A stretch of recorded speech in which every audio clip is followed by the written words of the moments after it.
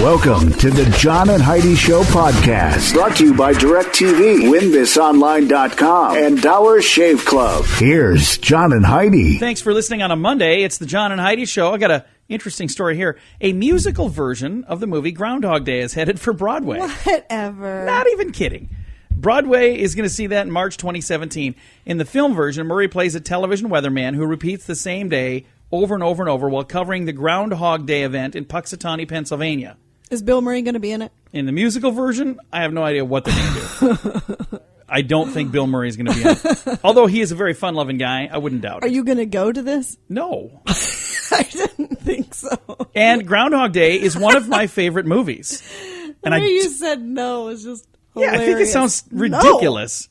No. What are they going to do? They're going to sing about groundhogs. I don't know why. Of all the things to make a musical about, that is about probably on the list of the bottom of the things that I think would be a good idea for a musical. I don't think anything is a good idea there's gotta for be a something. musical. There's got to be some good ideas for musicals out there. But Groundhog Day? Are you serious? Interesting. Come on. No, I won't be going to that. And All I did right. like the movie, but I won't be going to that. We just watched a thing I was reading a bunch of statistics to you. It froze my computer up Friday, but I was reading a bunch of stuff about Bill Murray. I guess he likes to just, like, if there's a party going on and he's walking by, he'll stop in and just kind of hang out with people and get selfies with folks and that's awesome. Drink their beer. And at the end of the night, he was there doing the dishes for them. I try to do that. I just end up getting arrested. Excuse me, who are you? You can get your photo with me if you'd like. Would you please get out of my kitchen? Come on. Let's do some shots. Come on, give me a beer. This is a birthday party for a 2-year-old. Would you please leave? I'm only half kidding on that. All right. Thanks for listening on a Monday. It's the John and Heidi Show. This segment of the program is brought to you by RVWheelator.com. If you want to buy an RV, check it out. And if you want to sell an RV, check it out. Helping connect buyers and sellers at RVWheelator.com. You're listening to the John and Heidi Show podcast. A Cornell University research study determined that when temperatures in offices are below 68 degrees, the employees commit 44% more errors and were less than half as productive, versus when temperatures were at 77 degrees. That is why in our office, we always keep it 96 degrees. Always. Like, close to your body heat. You remember when our office was that hot? I know. Oh, my terrible. gosh, and we were all falling asleep. We couldn't stay awake. But this is it was saying, awful. They're saying right here, when it's below 68 degrees, there's more problems. I'm sure, too. I think that goes both ways. Yeah, but they're saying when it's too 77 hot degrees. It's like Goldilocks. It's got to be just right. I don't know. I might have gotten some of this wrong because it's too cold in here, so I may have read it wrong. Yeah, I don't know exactly what the perfect temperature is. What do you think is the ideal temperature? Like, what do you have our thermostat set at? 68. 68. Because this here is saying 68 and below is when there's problems. Yep, 68 is what it's always set at. All right. And I like to bump it up to like 72. Yeah, I know. And then you bump it back down to 68. Yes, I do. And I noticed this. All right. So, again, that is from the Cornell University because apparently they got nothing better to do than mess with thermostats and say, how do you feel? How about now? How about now? All right. You feel better now? It's a Monday. We appreciate you joining us on the John and Heidi Show. This portion of the program is brought to you by WinThisOnline.com. If you have stuff you'd like to give away, do it for free. Check out the website WinThisOnline.com. It's also free to win stuff. Register today for your free account at WinThisOnline.com. You're listening to the John and Heidi Show podcast. Leave it up to the Norwegians. Listen to this study here. A Norwegian study has found that divorce rates are far higher among modern couples who share housework than in those where a woman does the lion's share of the chores. Yeah. Really? And this survey was done by a group of men, I'm Apparently. This appears to be a slap in the face for gender equality, but the report found that the divorce rate among couples who share housework equally was around 50% higher among households where the female did the majority of the work. So there you go. My lifestyle has finally been vindicated. We do the same amount of housework. We do. Neither one of us does a thing, so it works out well. I knew you were going somewhere with that. 'Cause I was like, no, I take out the garbage and I dirty the laundry and you clean it. You do. You do a good job of that. I dirty the dishes and you clean them. No, we do, and it's not like I'm above doing that. It's just that you get around to it way quicker than I'll ever. I know, because if I waited for you, I would just be crazy. We have fun with our garbage here. We play what we refer to as garbage Jenga. because we'll throw the garbage in the can and there's a lid.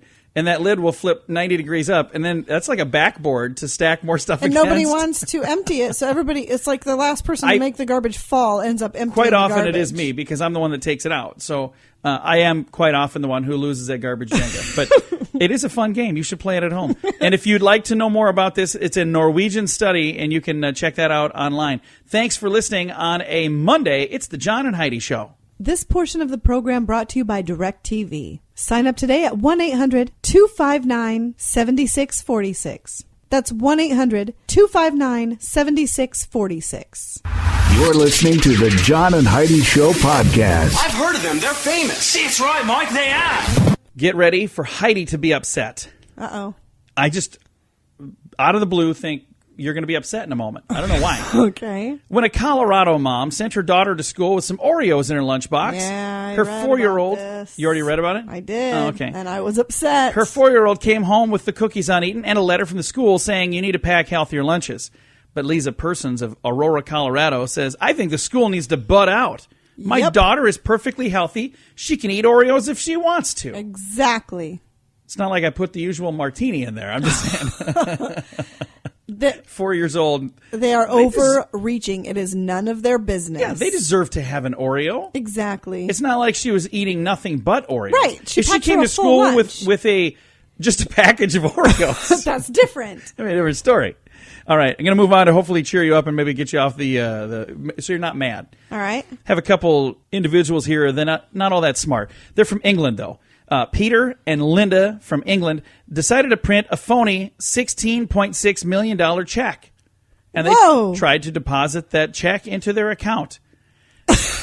Where did they think that money was going to come from? They made a blinding error, though. Along with the check, they tried to deposit their welfare check at the same time. That really stuck out, considering the bank was where Linda happened to work as well. So they're like, wait a minute, you got your welfare check here. You got your... this is where you work, so probably had a paycheck. And you got a $16.6 million check as well. Something here just doesn't quite add up. Well, even without that, the funds have to come from some account somewhere. I don't know what their master plan was. They're not smart, so I don't think they thought it through that far. Wow. I have no clue. It is a Monday, I do know that, and we appreciate you joining us for the John and Heidi Show. This portion of the program is brought to you by We Need Sponsors. Hey, wait a minute. All right. I'll let you finish. If my husband would go out and sell some advertising, I would have something to read here. Again, this portion of the program is brought to you by We Need Some Freaking Sponsors. You're listening to the John and Heidi Show podcast. It's time now for the scoop of the day. Do I save this best thing for the end, or do I do it now? Oh, there's a really good one? Oh, I don't know. I think it's pretty good. I'm going to save it to the end, just because I think it's funny. Okay. The Hawkins County, Tennessee School District recently served 6-year-old pork to students. 6-year-old pork? Yeah, pork that was 6 years old. County commissioner, who's also a parent, was reportedly shocked when Joseph Rogers Primary School lunch workers sent him a photo of a pork roast that the district was feeding to kids. And the pork was dated 2009. Whoa. Well, at least they're not giving them Oreos. Last hour, we talked about a school that sent a letter home because a mother sent cookies with her daughter to school. Had that pork been in the freezer? I'm not sure. Clearly it was in the freezer. Must have been. Had to be. So then what's the problem, right? I don't, can't you just keep meat in the freezer? I don't think indefinitely, Heidi. Well, why not? That would be 6 years old. So there are probably kids eating the pork that are younger than the pork itself. That's probably a bit of a problem. This pork is older than my child. Can you please give me something new? Again, that was in the Hawkins County area in Tennessee.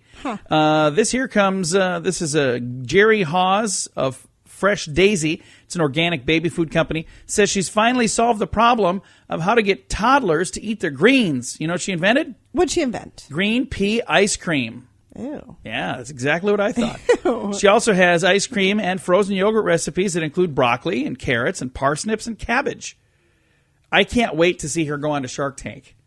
I would love to see this. This is, again, Jerry Hawes of Fresh Daisy. It's an organic frozen baby food company. They're inventing things like broccoli and carrots, frozen yogurt. Can you imagine how disgusting that cabbage, would have to be? Ice cream. That cannot Unless taste they good. load it up with sugar, which isn't going to help because you're not getting your benefits of the vegetables then. I don't think so either. So I'm not exactly sure what the plan is there, but it can't, I don't know. Maybe it's really good and it just sounds disgusting. There are some things like that. Huh. Hey, one other thing here before we finish up our scoop of the day. It's almost summer. And what would you do if you were told that you're no longer allowed to eat watermelon in public? Kind of sounds like a Who would dumb tell rule. me I can't eat watermelon in public? The government of China, that's who would tell you that. That is now a law in China. Apparently, thousands of people have been injured by slipping on discarded watermelon rinds. Oh, well. Under the new law, anyone caught eating fruit of any kind in public can be sentenced to 3 years in prison. Whoa, that seems extreme. It seems like a bit much, but yeah, that's their plan. So trying to get them to cut down on all that watermelon rinds. But if people are getting hurt... Well, you shouldn't be throwing watermelon rinds on the ground. That's what should be illegal, not eating watermelon. I would probably be safe. I don't typically eat watermelon in public on a daily basis anyway. That's what I like to eat while I'm driving. I just driving down the road, eat a big old slice. Something easy to maneuver while you're simple. operating a vehicle. They're actually trying to make it illegal. I don't remember which state. New Mexico, I believe. Making it illegal to eat while driving, put on lipstick while driving, shave while driving, or play with a dog while driving. So all of those things. Now, there's already a law. That kind of makes sense. But there's already a law called distracted driving that covers all of those. But they're trying to add all these new laws to the books. I think that's going to be interesting to see. Now we're going to end where I wanted to start. This is my favorite story. Swedish scientists have declared that they have now developed a way to keep people from remembering horrible events. So if you have something that's like horrific and you don't want to remember it anymore, they have a way to help you forget those things. Really? This is in Sweden. That's it's nice. Brand new technology. But here's the thing. We've had it here for years. It's called tequila. I'm pretty sure that's all they're doing. What these guys are doing over there in Sweden? They think they're on like cutting edge or Came something. up with this new thing. You have a couple shots of this. You don't remember nothing. Yeah, I know. Seen this before. All right, this has been your scoop of the day on a Monday. Thanks for listening to the John and Heidi Show. This portion of the program brought to you by BillionAuto.com. If you're looking to buy a car, they have a bunch of them. Maybe 1 billion. No guarantees on that. But I will guarantee you'll find a lot of cars at BillionAuto.com. You're listening to the John and Heidi Show podcast. Want to feel really good about yourself? Always. Turn the radio off for about 3 minutes then. We got Fat-onomics from Gold's Gym. They've released some astonishing facts about the financial costs associated with being overweight in the United States. You ready for this? Okay. According to Gold, they sponsored the research, Americans are expanding their waistlines, and it's coming with a price tag of $122.9 billion. Yeah. Obese Americans are losing nearly $10,000 a year out of their own pocket. Here are the Fatonomics breakdown. More weight means more gas that your car or truck needs to burn because you're hauling more weight. Yeah, Obese Americans burn about 9 more gallons per year than a typical American. So your fat gas tax is somewhere in the neighborhood of $36 every year just for being overweight. How about this? An average of 1 full week of work is lost due to obesity-related ailments. So I've never had any of that, although I just couldn't talk for the last 14 seconds. Maybe it has something to do with a chicken wing stuck under my tongue. I'm not sure. But their fat loss tax on that, $932. I think they're kind of spoofing up some of these numbers. I think so as well. A visit to the doctor once per year, strictly for an obesity-related ailment, copay $15. Now, I've never had to go to the doctor. What seems to be the problem? Well, I'm obese. I'm fat. Can you do something about that? Can't see my toes no more. I've never gone to the doctor for that. But then again, here's the problem with me. I never go to the doctor. I think they might mean like things like problems with your knees. That could be. Things like that. Because as you gain weight, your knees kind of give out and stuff. So moving on, the average American spends 4% of their annual income on clothing. But people who are more than a X, 2X, 3X, 4X, bigger sizes, pay an extra 25% for their clothes. So the surcharge per year, about $485. That I agree with. The typical American travels by airplane 2.5 times a year at an average cost of $331 per flight. Americans carrying excessive amount of weight will often have to pay for an extra seat on these flights, Travel tax, $828. I've never seen anybody who had to pay for an extra seat. I have not either. I saw a photo on the internet one time of a guy that probably should have. There was somebody next to him that looked very uncomfortable.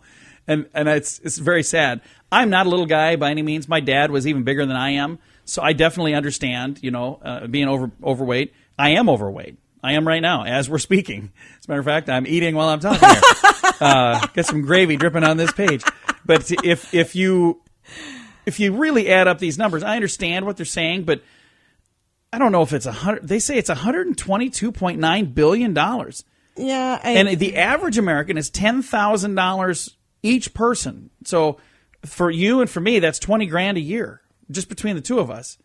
Yeah, I will dispute that fact. I mean, maybe in fast food drive-through expenses. Digging through the receipts. What we got here? Burger King? What's this one? Also Burger King? That could account for some of it right there, I suppose. Overall. All right. Thanks for listening on a Monday. It's the John and Heidi Show. This portion of the program is brought to you by Dollar Shave Club. I use their razors, and I absolutely love them. And if you would like to try some razors and get a little special discount and get me a little extra credit, check out dollarshaveclub.com/BigJohnSmall. I love their razors. I use them all the time. I've tried to use them. He won't let me touch them. Yeah, leave my razors alone. Get your own razors.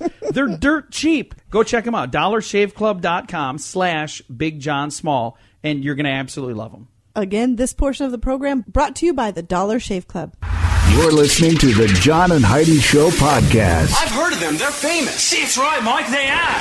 Today's a very special day, Heidi. You know what today is? What is today, John? Today's Monday, May the 4th, and it is a very special day because there's a lot of neat stuff today, but we only have 236 shopping days till Christmas. That's sneaking up on us again, isn't it? Today is Compliment Somebody's Smile Day, a day to express appreciation for other people's beautiful smile. You have a beautiful smile. Why, Heidi. thank you, honey. You do. Today is Independence Day in Rhode Island. What the? How is it that they have their independence on May 4th and we have ours on July 4th? I don't know. Is Rhode Island that far ahead of us, or were they that far behind us? I don't know. Is that like a whole year later? Anybody in Rhode Island, please let me know. Today is International Respect for Chickens Day, a day to stick up for chickens. They have a day. Do they have problems? Do they? They need someone sticking Apparently, up for them. In a completely unrelated subject, we got a great chicken special going on at the Friday. We don't really. It's Melanoma Monday today. It's Petite and Proud Day. It's World Give Day. International Firefighters Day. Today is National Candied Orange Peel Day. What? I've never heard of that. And it is Star Wars Day. You know why today is Star Wars Day? International Star Wars Day? Why? May the 4th. May the 4th be with you. I see. There you go. Now you have it. Wow. It is. That's why. All right. I didn't make this one up. Okay. That sounds like something I would make It up. does sound like something you'd make up. International Star Wars Day. May the 4th be with you. Wow. Thanks for listening on a Monday. It's the John and Heidi Show. This segment of the program is brought to you by RVWheelator.com. If you want to buy an RV, check it out. And if you want to sell an RV, check it out. Helping connect buyers and sellers at RVWheelator.com. You're listening to the John and Heidi Show podcast. The DOT in California is experiencing some problems. What Imagine kind that. of problems? Drunken birds. What? Yeah. Intoxicated birds have been careening into car windshields and flying into the pavement, leaving scores of bird carcasses all along Interstate 5. Where are those birds hanging out? Well, here's what's going on. The birds apparently have been eating some really interesting berries. Oh, it's a fermenting they fruit ferment it, yeah. that gives birds a little alcohol buzz. More than That's awesome. More than 20 years ago, its bushes were planted by state DOT landscapers. So they actually caused the problem themselves. That is so fantastic. Yeah, they put in these bushes. They're like, they sure are pretty. What are these little berries? How I don't fun know. would that be to watch drunken birds flying So they're around? smashing into each other. That's hilarious. All right. There have been no injuries to people thus far from the birds that are getting drunk. Oh, and I'm sure I'm going to get some California. You want birds to die because they're intoxicated. No, I just want to watch the video of them flying in circles and being silly. That's I know. If you can do it with people, you got to be able to do it. Exactly. Speaking of people, I don't know whose page I saw this on. On Facebook the other day, I saw a video of a guy who was extremely intoxicated. There's something wrong with it. I think it was more than or whatever it was, intoxicated. in front of a car wash. Have you seen the video? Yes. Because there's a guy that shows up and he's like, sir, you're going to have to move. And he couldn't stand up. Couldn't even speak. He was like mumbling stuff. And I was like, what is wrong with this man? It was the weirdest thing ever. And then he started chasing a policeman. And that's right when the video went off. Now, here's the interesting thing. If something were to happen and that policeman had to defend himself, people would be freaking out saying, oh, it's all because, color of his skin. It had nothing to do with it. Watch the video. It was ridiculous. Yeah. So if you haven't seen that, go online and check it out. I think we should move on. It's a Monday, and you are listening to the John and Heidi Show. This portion of the program is brought to you by WinThisOnline.com. If you have stuff you'd like to give away, do it for free. Check out the website WinThisOnline.com. It's also free to win stuff. Register today for your free account at WinThisOnline.com. You're listening to the John and Heidi Show podcast. Thank you for listening on a Monday. You having fun so far over there? Absolutely. All It's right. a Monday. I know it's a Monday. It's great. And a woman from Modesto, California was having some problems with her husband. So she got a restraining order against him. All right. Her upset husband was so upset he attempted to get the restraining order lifted. Unable to convince his wife to do it, the man dressed up as a woman in an attempt to impersonate his wife at a court hearing to have the restraining order removed. Oh, wow. It did not work. Well, so he dressed up as her, and they're like, sir, I think you're just dressed up as your wife. He's like, no, I am Sally. But you have a beard. Yeah, Sally has a beard. I mean, I have a beard. Oh, that was from Modesto, California. Can you imagine that? I wonder why she got a restraining order. I can't imagine. He seems perfectly fine to me. You're just a little overprotective. All right. Thanks for listening on a Monday. It's the John and Heidi Show. This portion of the program brought to you by DirecTV. Sign up today at 1-800-259-7646. That's 1-800-259-7646. You're listening to the John and Heidi Show podcast. I have an abundance of silly criminal stories today for some reason. Good. Here's another one. This is so bizarre. Two men tried to steal $400 worth of meat from a supermarket in Milford, Massachusetts. They almost got away. The pair approached the butcher at a supermarket and asked for $400 worth of tenderloin to be cut. A manager headed to the area to oversee the transaction, and caught one guy tucking wrapped tenderloins in his jacket. Spotted the other guy limping down the aisle with two large bugles at the bottom. What's a bugle? Oh, bulges. I was going to say, I don't know what two large bulges. He had bugles in his pocket. No, he had two large bulges at the bottom of his pants. The two made it outside and ran into the woods and to a nearby store before taking off in a car. One of the two meat snatchers actually pulled two tenderloins out of his pants and handed them back to the manager before leaving. A couple of other tenderloins were discarded on a store shelf near baby diapers. Witnesses saw their license plate number, and the police were able to catch up with the meat thieves. Well, why would they have stolen them and just to set them down on their way I think they were struggling to get out of the store with them. Like, I did not realize how much $400 would buy when it comes to pork. That's a pretty good deal. Now, if it was beef, that would have been two steaks, but I'm saying with this stuff. No, beef is actually good stuff. It's excellent, but my goodness, it's expensive. I'm going to be testing. I made some beef jerky on Friday, and it was pretty good. Yeah. I'm going to tweak the recipe a little bit. When I get it perfected, I'll make sure I post it somewhere. That I've never made beef jerky before. Yeah, it turned out well. It just nice. there's something that needs to be changed. I had too much something. I don't know. I'm going to try it. But anyway, don't steal $400 worth of meat. Don't even steal $1 worth of meat. It's a bad idea. Don't steal. Don't steal, period. Buy your meat. Thanks for listening on a Monday. It's the John and Heidi Show. This portion of the program brought to you by BillionAuto.com. If you're looking to buy a car, they have a bunch of them. Maybe a billion. No guarantees on that. But I will guarantee you'll find a lot of cars at BillionAuto.com. You're listening to the John and Heidi Show podcast. Good news for cat lovers. Despite the concerns from neighbors and the Humane Society, a judge in Fairfax County, this is in Virginia, told Kirsten Kurg she could keep her cats. Guess how many? How many? 104. Are you kidding? They are in her townhouse. Oh, my goodness. The house is apparently clean, and the cats are groomed, and they're all in good health. She produced medical records on the cats. She showed that I cleaned their litter box, the 101 litter boxes, twice a day. Oh, my goodness. That's all you'd have time to do. And I keep 15 water bowls and 20 bowls of food well stocked. She demonstrated she can remember every cat by name. She did confess that her house might have a bit of an odor. You think? 104 cats hanging out there. Does she have a job? Can you imagine? What would you have? How do you have time to raise 104 how do you cats? pet them all? I don't know. There's got to be a few that are neglected in the emotional caring department. Kitties.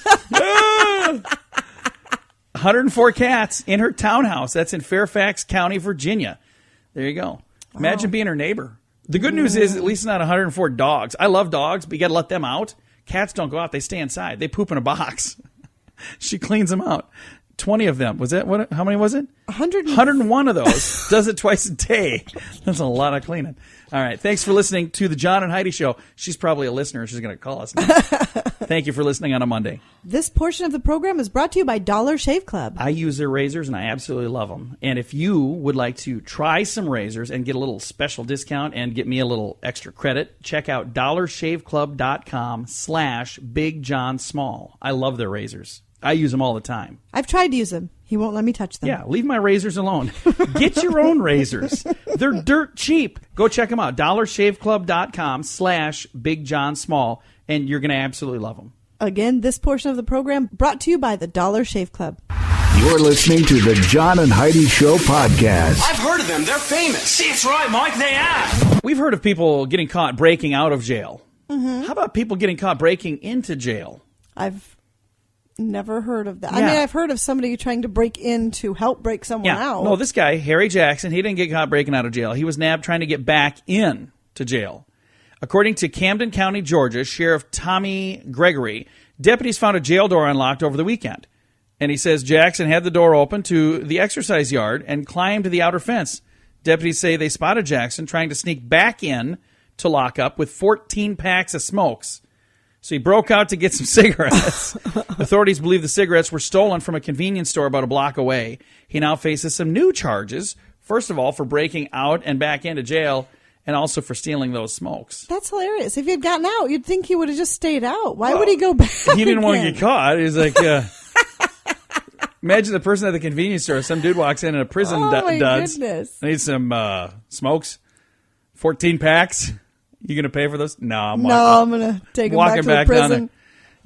I'll be there if you need me. If you need me, I'll be there. I just tacked on an extra 2 or 3 years for these smokes, I'm sure. I suppose the street cred alone that he got from the other prisoners for doing that is probably well worth the extra sentence he got for stealing some Harry cigarettes. Jackson is the dude's name. This is down in Georgia, so he scaled the fence to steal some smokes, scaled it again to come back. Do we have time for one more story? Sure. You know what? I got a better idea. I think we should save this story just for the podcast. Oh, I like that. Yeah, so if you want to hear this story, if you're listening to the radio, you're going to have to find our podcast. It's like an Easter egg. We're going to hide it somewhere. I don't remember where it is. Spreaker.com, but I don't even know how to spell it. Is it an awesome story? It's a good story. Good. Well, I'll give you a taste of it. All right. You ever heard of literal fast food? No. All right, we're going to talk about fast food.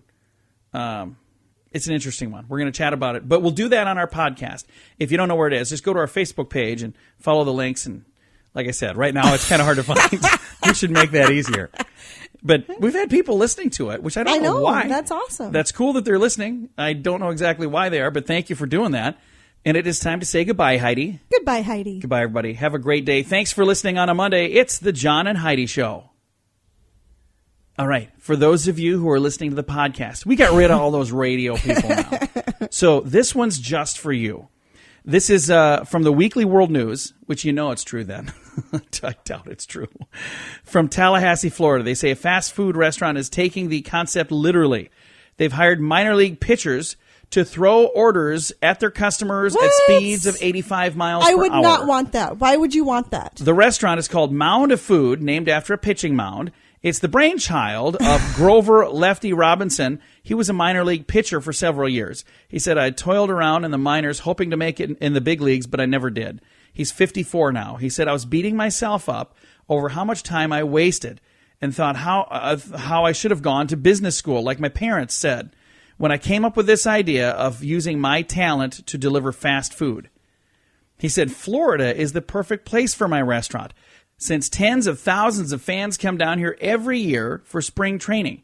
Mound of Food customers step into the batter's box where they order their meal, which is a standard fast food kind of stuff.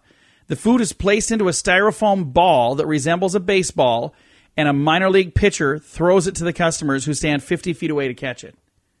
I would not want that. I would have such an anxiety attack when that was hurling at me that. How big is this ball? There's no way I'd be Or is able the to catch food really it. small? So they throw, it doesn't say how big the ball is. Now I want to Google this just to see what this looks like. There's no way I would want to do this. This is crazy. So I like how he named it Mound of Food. That alone makes you just really want to go there. Like, what do you guys want to do for dinner tonight, kids? Can we go to Mound of Food? I want someone to hurl my dinner at my head. I'd really like them to throw it at me. This is crazy. I think it's good that he was involved in baseball rather than football, because if he would have made touchdown food instead and he'd come over and spike it onto your table, that could have been even worse. All right. Thanks for listening. Do you think that bonus break was worth hanging around for? Absolutely. You'll have to let us know if you think that as well. Go to our Facebook page, facebook.com/Sunny Radio.